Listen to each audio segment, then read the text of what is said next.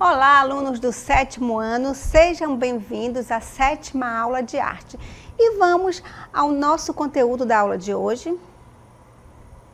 Bem, a nossa aula é a 7 e hoje nós vamos ter a nossa revisão e avaliação. Vamos dar início agora à nossa revisão.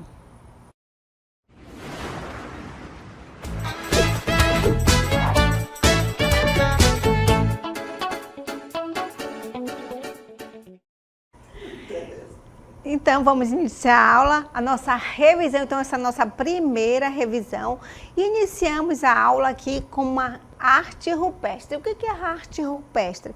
É a arte que é produzida na parede das cavernas, lá nos homens primitivos. Então, como vocês podem ver aqui, alguns estudiosos, eles falam que essa arte é relacionada a um ritual sagrado, porque os homens pré-históricos, eles acreditavam que ao pintar os animais, quando iam caçar, eles encontrariam exatamente como eles estão aqui, certo? Então, essa é uma pintura naturalista. O que é uma pintura naturalista, professora? É quando os homens observam tudo que está ao seu redor e reproduz tal qual como vê, como se fosse uma fotografia.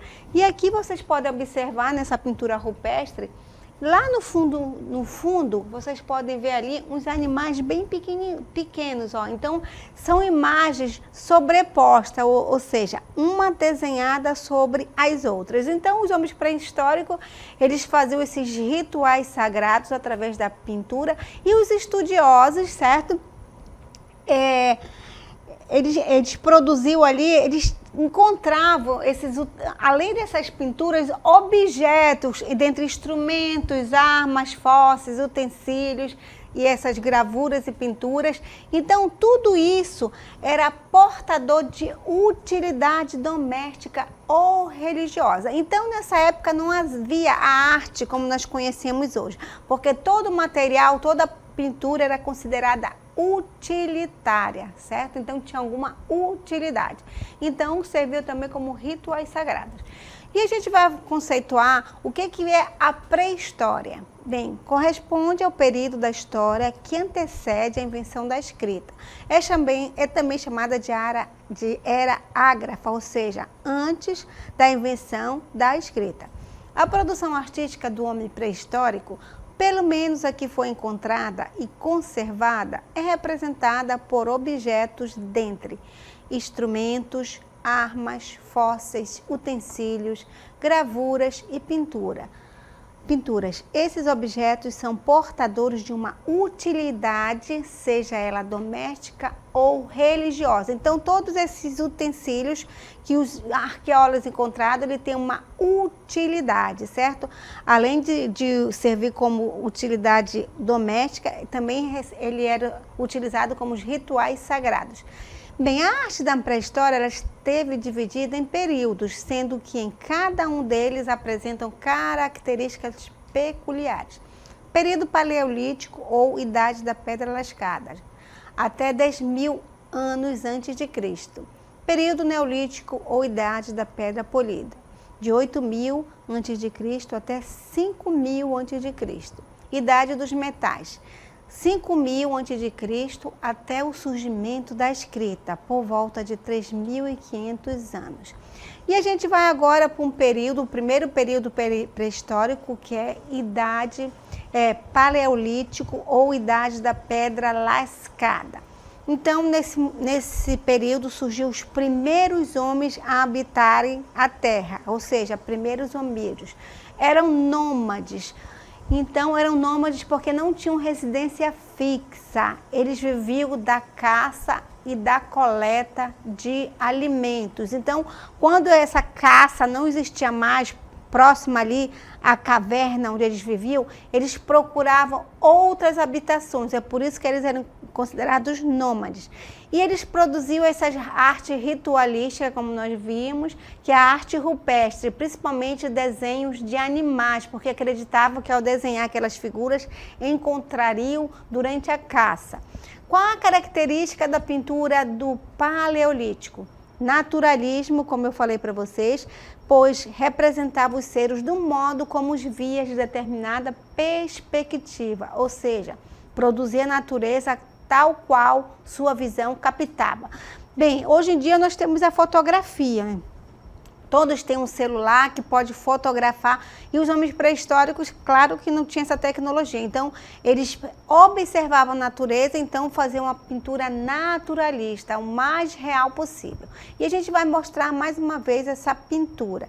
Aí nós temos várias pinturas de cavalos, né, e de vários animais. Como eu falei para vocês, são pinturas sobrepostas. Você pode ver aquele branco, que é um animal maior. Então ele está lá no fundo, depois nós temos um cavalo maior e os outros menores. Então, alguns estudiosos acreditam que são grupos diferentes de homens, ou seja, como eles eram nômades, eles habitavam determinada caverna e depois saíam em busca de outras possibilidades de caça, de sobrevivência. Então, outros grupos iam nessa caverna e faziam animais, produziam ali, então ficava uma pintura sobre a outra. Agora a gente está vendo aqui uma outra pintura de uma outra civilização chamada civilização egípcia. Como vocês podem ver aqui, essas pinturas, elas têm regras específicas. Olha só.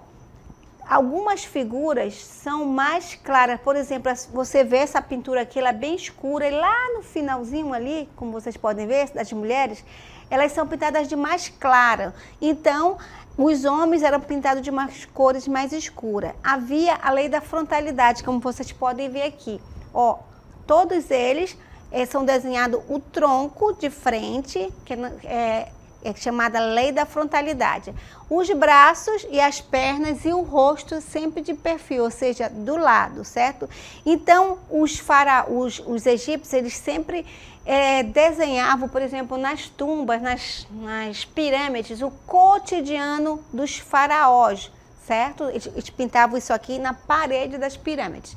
Então, a civilização egípcia, ela foi extremamente importante no decorrer do processo histórico da antiguidade. Ela proporcionou grandes avanços das letras, da medicina e ciências matemáticas. Geralmente consolidaram um grande desenvolvimento no território, na organização social e em realizações culturais durante milênios. E toda a pintura, ela tinha regras específicas. Então, vamos conhecer um pouco a arte da antiguidade, a arte egípcia. Bem, a arte egípcia ela é marcada pela escrita avançada e pela religião. Ela foi capaz de determinar o modo de vida, as relações sociais e hierárquicas, direcionando todas as formas de representação artística daquele povo.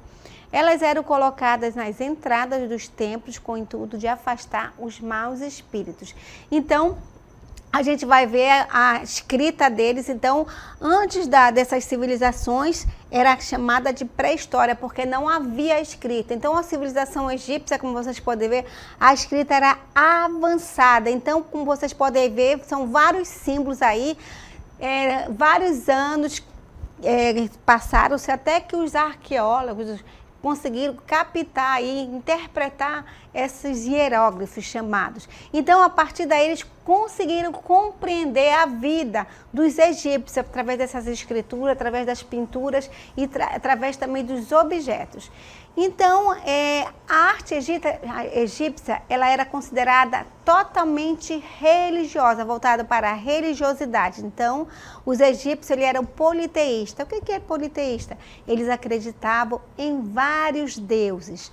A crença na vida após a morte motivava os egípcios a construir tumbas, estatuetas, vasos e mastabas que representavam sua concepção do além-vida. Aí nós temos o desenho de um deus egípcio. Como vocês podem ver, o corpo dele é humano, já o rosto era de animais. Aí nós temos o rosto de uma ave. Aí, como eu já falei para vocês, tinha a lei da frontalidade. O que é a lei da frontalidade? Desenhos feitos de maneira que as figuras eram mostradas de perfil. Era obrigatória e consistia na representação de pessoas com o tronco de frente, os pés, a cabeça e as pernas ficavam de perfil. Não trabalhava com a técnica da perspectiva, ou seja, imagens tridimensionais. E a gente vai mostrar uma imagem novamente para vocês. Olha só o tronco de frente, olho de frente já, os pés, as pernas e o rosto de perfil, ou seja, de lado. Então, todas as imagens, todas as pinturas egípcias eram feitas dessa forma, ou seja, era a lei da frontalidade, então era uma regra. E agora a gente vai voltar para uma outra civilização, que é a civilização grega. E vocês podem ver aqui atrás a Acrópole de Atenas. A gente pode ver ali em cima, tem um templo grego. Ele era construído nas encostas, como vocês podem ver aqui nos morros, bem alto, certo? E ali era um santuário dos deuses gregos. Então ali era uma estátua muito grande que era ali a Acrópole de Atenas, ou seja, para a deusa Atena. Ou seja, os gregos acreditavam que a beleza estava na proporção e na simetria, e por isso suas obras estavam norteadas por este princípio. A arquitetura grega se desenvolveu especialmente para a construção de espaços públicos. Eles desenvolviam boa parte da comunidade em sua construção e nos templos. E os templos eram os principais exemplos de espaços públicos da arte grega antiga. Então, os gregos eles iam para esses templos aqui para cultuar os deuses gregos.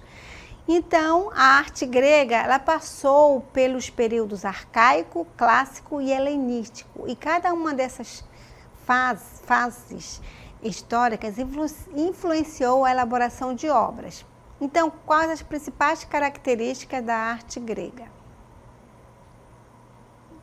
Bem, a simetria, a perfeição, obras realizadas a partir de modelos vivos, ou seja, tinha uma pessoa e os deuses esculpiam ali na pedra, no mármore. E era um uso religioso, ele tinha tanto uso religioso, doméstico ou funerário. Por exemplo, um vaso, ele servia como uso doméstico, servia de decoração e também ele podia colocar no túmulo, certo? Servia também como um objeto funerário e também religioso. Estilos arquitetônicos das colunas gregas. Os templos gregos foram a maior expressão dos valores estéticos e da monumentalidade dos arquitetos gregos. Os templos são identificados a partir de 3 ordens arquitetônicas: a ordem dórica, a ordem jônica e a ordem coríntia. E vamos agora revisar a ordem dórica. Como vocês podem ver aí na imagem, a coluna dórica é simples e não possui base. Lá embaixo vocês veem que ela é retinha, certo? Não tem base. A ordem dórica é a mais antiga, possui simplicidade em sua forma e das 3 formas é a mais rústica. É possível citar as colunas desprovidas de base, como vocês podem ver lá no início da coluna. E em cima, ela é bem simples, ela não tem nenhuma decoração. E agora vamos para a jônica. As colunas jônicas são mais altas que as dóricas e sua superfície tem linhas esculpidas de cima para baixo. A base de uma coluna jônica se parece com uma pilha de anéis. Olha lá embaixo ali, olha, como se fosse vários anéisinhos. E o capitel, ou seja, lá em cima, no topo da coluna, parece ser um pergaminho gigante. Olha só, o desenhozinho como se fosse um pergaminho assim enroladinho, como se fosse um cachinho também de anjo. Aí nós temos a coríntia.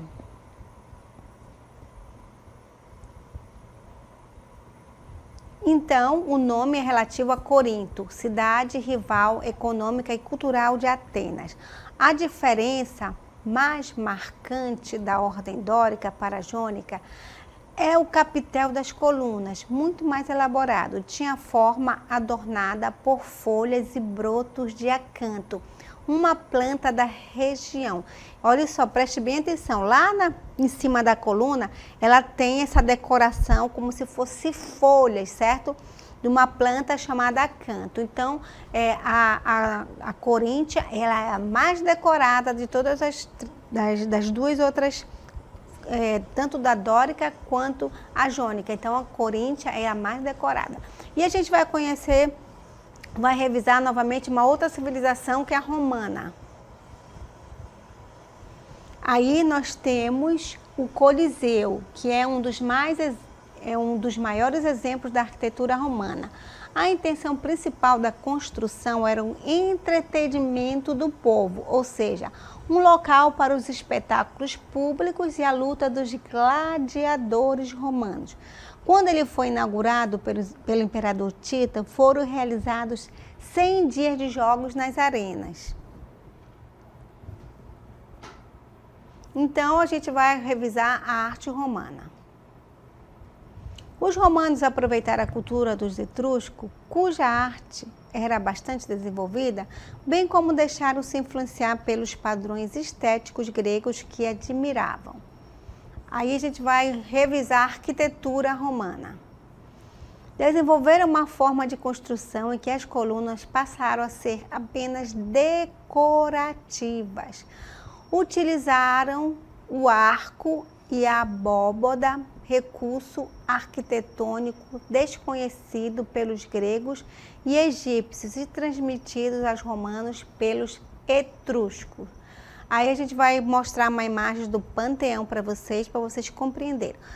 Preste bem atenção ali nas colunas, lembram os templos gregos? A estrutura da arquitetura grega, ela era toda produzida através de colunas. Já na arquitetura romana, havia os arcos. Então, eles descobriram o arco, que foi uma influência dos etruscos, que foi um povo que eles dominaram. Então, temos esse exemplo aí, que é o Panteão. Bem, o Panteão, ele foi um templo dedicado a todos os deuses, situado em Roma.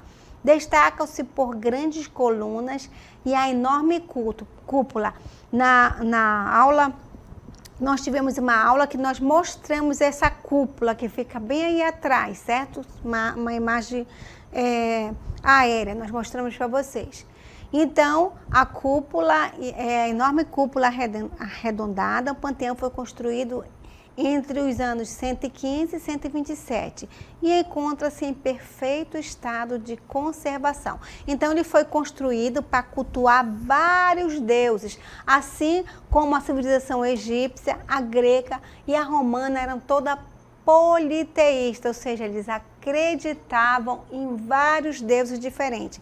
Diferentemente da nossa cultura, que a gente acredita em apenas um deus. Lá não, eram vários deuses que eram cultuados. Então, foi esse o objetivo do Panteão, para construir esse templo para cultuar vários deuses diferentes. Então, ele era muito grande e havia uma cúpula enorme. A partir dali da cúpula, dos arcos, os espaços internos das catedrais ficaram muito maiores, diferentemente dos templos gregos, que eram sustentados pelas colunas. E a gente vai revisar a dança. O que é a dança? A dança é uma linguagem universal. As sociedades desenvolveram danças específicas de cada região, apresentando um pouco da história e cultura de seu povo. E a gente vai revisar o que foram as danças clássicas. A dança clássica, também conhecida como balé, é um tipo de dança que reúne uma série de técnicas e movimentos específicos. Por outro lado, o balé é um nome que permite fazer referência à peça musical composta para ser interpretada através da dança. Ou seja, através das danças clássicas, os dançarinos ele também podem ser atores, eles podem ser intérpretes. Então, através ali dos movimentos corporais e faciais, eles interpretam uma história, por exemplo, Romeu e Julieta. Então, através ali dos movimentos corporais, eles interpretam. Então, através de quê? De técnica corporal muito rígida, em que todos os bailarinos têm que estar sintonizados ali. Então, exige grande técnica e disciplina para dançar a dança clássica. E a gente falou também sobre as danças tradicionais populares. As danças populares têm forte ligação com a identidade cultural de um povo, de uma região ou de um país, pois são passadas de geração em geração. E a gente deu o exemplo na aula anterior dos indígenas, por exemplo, que ele tem vários rituais que eles preservam essa tradição até o dia de hoje. Então, toda essa dança ela foi passada de geração em geração. Aí tem o ritual da menina que se transforma em moça, do menino que se transforma em rapaz. Aí tem a dança também Guarupi, que é uma dança de ritual de passagem dos mortos, que homenageia os grandes guerreiros. Então, e as danças populares, que fazem parte das tradições e identidades culturais de um povo, são vivas e se transformam com o passar do tempo. Ou seja, o nosso Brasil, ele recebeu influência de várias culturas do mundo inteiro. Principalmente, nós temos aqui a indígena, temos a africana e a europeia. Então, a partir dessa influência, cada região ela sofreu mais influência de determinado povo. Por exemplo, lá no Nordeste, temos mais influência da cultura africana. Aqui no Norte, mais do indígena. Lá para o Sul, mais dos europeus. Mas todas essas danças, elas sofreram influência desses três povos. Então, algumas danças, elas sofreram influência desses três povos. Então, a gente vai revisar sobre as danças populares brasileiras.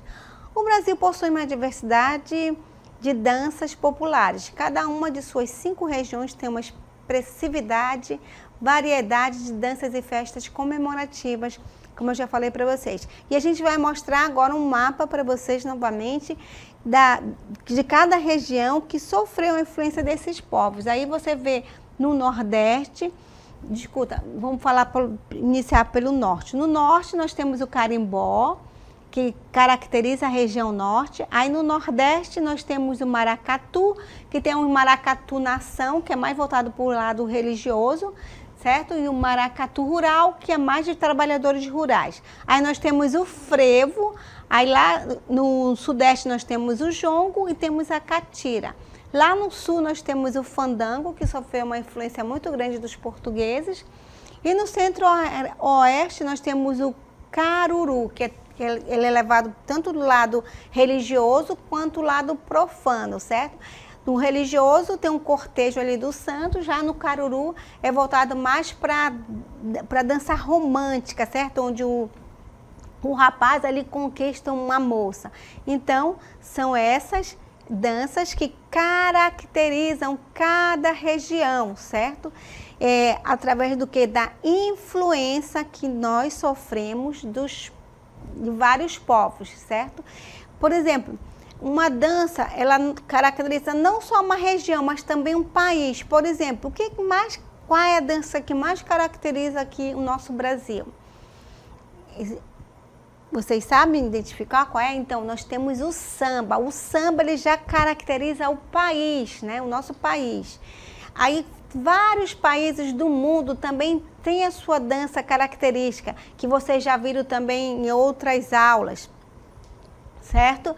Então, cada país também tem a sua dança característica. Por exemplo, o tango, qual é o país que caracteriza? É a Argentina. E também, não só os movimentos corporais, mas os dançarinos, ele tem todo um traje ali que representa uma região. Por exemplo, a gente está vendo aí o carimbó. O que representa ali o carimbó? Além da dança, dos movimentos corporais, a indumentária ali, aquela saia ali enorme, né? Tem os movimentos que faz parte da coreografia. Aí lá no Nordeste nós temos o frevo. O frevo é uma dança muito rápida, não é qualquer pessoa que consegue, são uns movimentos frenéticos, que tem que ser coreografado com muita rapidez, não é qualquer pessoa que tem essa estrutura, por exemplo, estrutura física, vamos dizer assim, que está em forma para dançar o frevo. Aí nós temos o fandango também, como vocês podem ver, tem o traje característico, a mulher usa um vestido longo, o homem ali está caracterizado com uma bota, com um chapéu. Então, quando você olha, quando você tem o conhecimento dessas danças folclóricas, você vai identificar a região ali. Aí você vê uma moça, uma fotografia com esse traje ali do carimbó, aí você identifica, uma dança, o carimbó identifica a região norte. Aí você olha uma moça ali vestida, caracterizada com a roupa do frevo, ali com aquele guarda-chuva coloridinho, aquela sombrinhazinha. Então, imediatamente você identifica ali aquela roupa ou os movimentos corporais com a região nordeste, certo? Então, espero que vocês tenham gostado da nossa revisão 1 e agora vocês vão ter a segunda parte da revisão, certo? Então, essa foi a nossa aula de hoje e continue agora com a segunda aula.